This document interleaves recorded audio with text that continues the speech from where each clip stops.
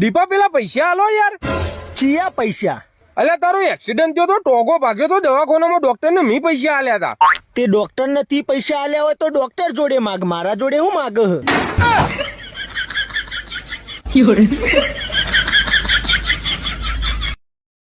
ભાઈ મારી હગાઈ નક્કી થઈ જઈએ.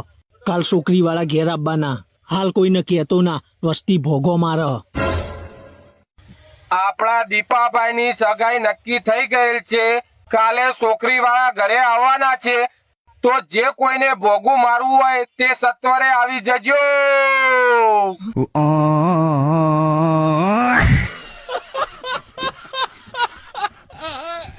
કરશન તારું બાઈક તો વેચાવું, પણ મને દલાલી આલવી પડશે.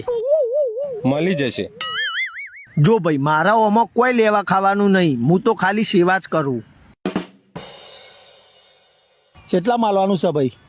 25,000. સમજીને કરો કોક. સમજીને નહીં થાય પછી મારો અને દલાલી હાલવાની.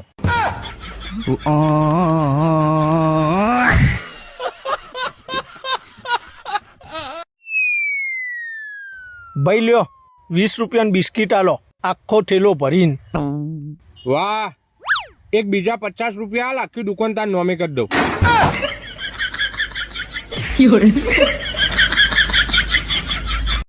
હા તે ના મેળ ખાતો હોય કોઈ નહીં, કોઈ જબરજસ્તી નહીં.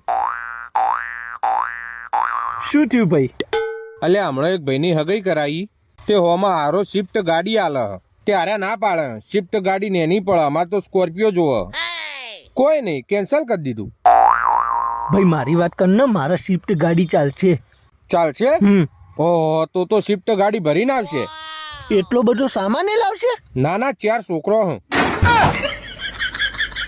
એટલે ગાડી નેની પડે.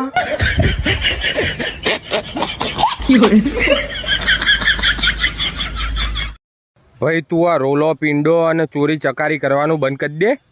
કાલ હું એક કથામાં જ્યો તો ને, તે મારા જીમ કહેતા હતા કે તમારો કરેલો કર્મોની સજા તમારે આ જ જન્મમાં ભોગવવી પડશે. તો ભાઈ પેલું મર્યા પછી નર્કમાં જવાનું ને તેલમાં તળવાનું એ સિસ્ટમ બંધ થઈ જાય? એ તો પૂછવા રહી ગયું. જા પૂછે ખબર પડે.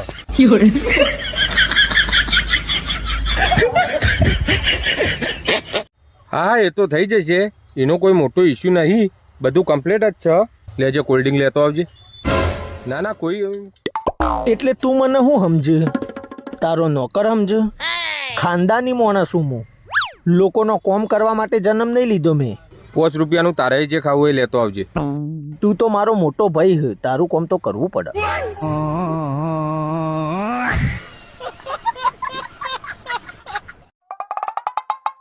કરશન ચા પા નહીં યાર. હેડવાન કર, રોજ હું મફત પીવા આવી જો લુખા. કશો હતો નહીં, હું વેલજીની ચા પી હોય. વેલજી તો તારા કરતા મોટો લુખો હોય, એ માગીને જ ચા પીવો. આ રેકોર્ડિંગ વેલજીને સંભળાઈને આવ્યો. રાજુભાઈ દીપાન ચા આલજો.